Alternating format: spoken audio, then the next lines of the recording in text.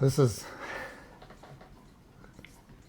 is just funny to me, but we'll go ahead and get started here. Yeah. So we're chapter 20, but I'm going to back up real quick to let you know where Abraham's leaving from on verse 28, chapter 19.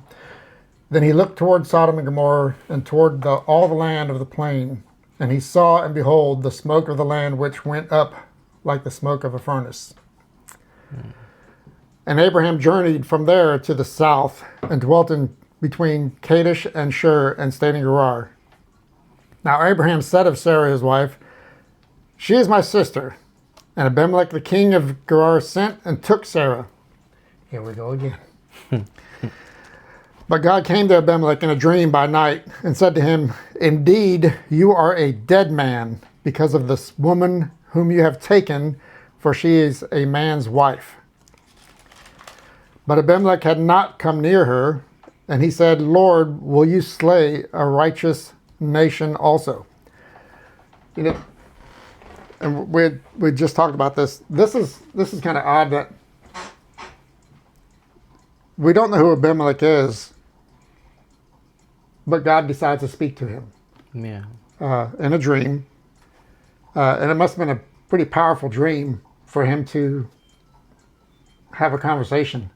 And of course we see this this same mistake, and we look at this like, how could he be so stupid to offer his wife to another man when he's seen what happened in Egypt? Yeah. But if we look at ourselves, how many times we go right back to the same sin that we do, Yeah. and we're like, "Oh, we won't do that again." Oh yeah, you will, Yeah. because of our weakness and our disobedience, because we're human.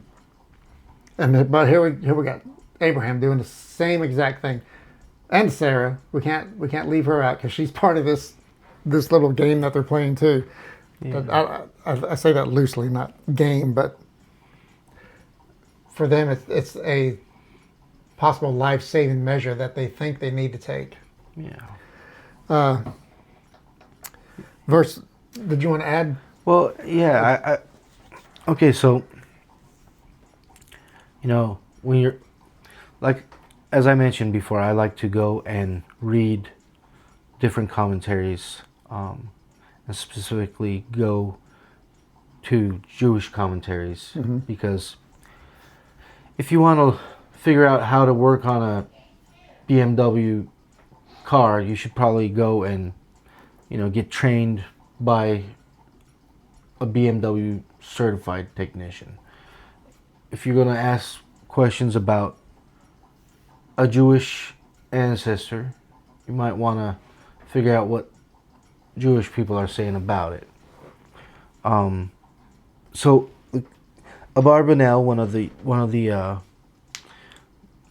Middle Ages commentators,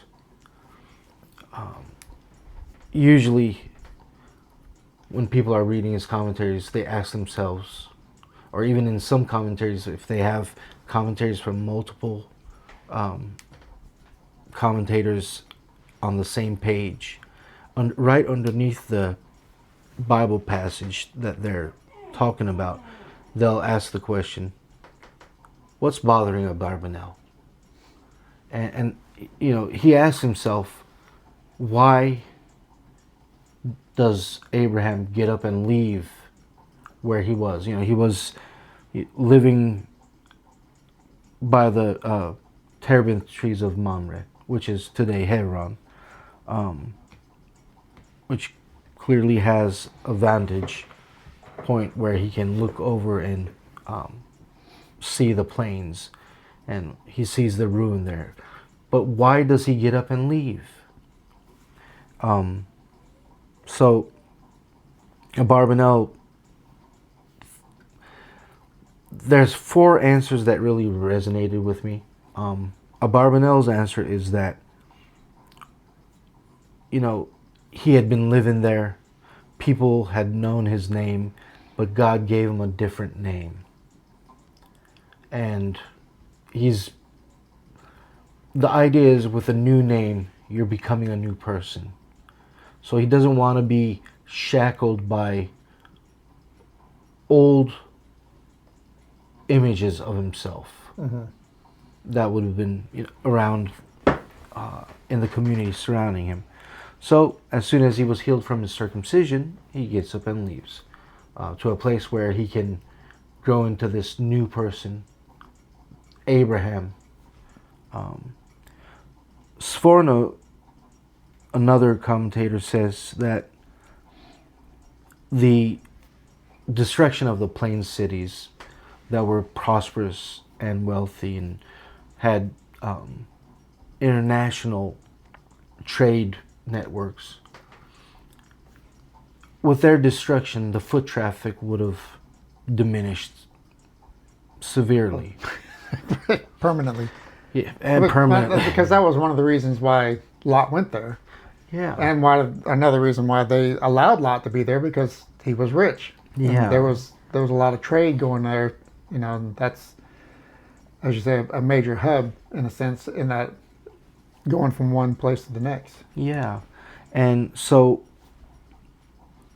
with travelers diminished, Abraham, we've already seen him even before he became Abraham. Even when he was living in Haran, he was a preacher of truth. He won souls, if we use some Protestant language here. He was a missionary sent by God to the nations. And he tried to influence people to leave paganism, leave idolatry, and worship the one holy King of the universe. So with no foot traffic, he can't do his life's mission. So he gets up and leaves. He comes down to an area between two large cities, including, and in between them is the capital of this Philistine kingdom, Gerar. But between these two large cities, Kadesh and Shur. So it's a place that's proven to provide plenty of foot traffic for him to welcome people in, show them hospitality, and preach to them about God. Rashi looks at this, probably looking at verse 28 of the previous chapter, which you just read, and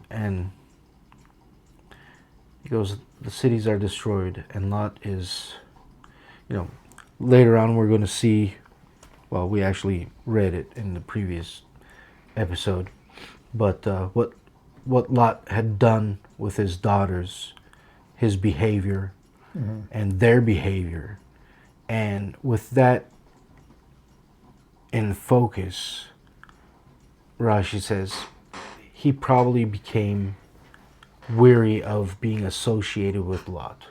He didn't want that type of behavior to be associated with himself. Yeah, wrong image. So get up and go. Another commentator, Radak, also known as Kimhe, suggests that Abraham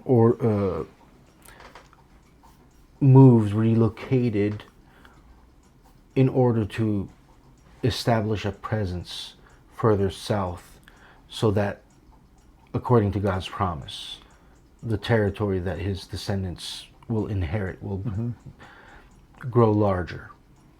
It's just adding more property to the promise. And the promise, if you want to go back and look at it, is in chapter 13, verse 17.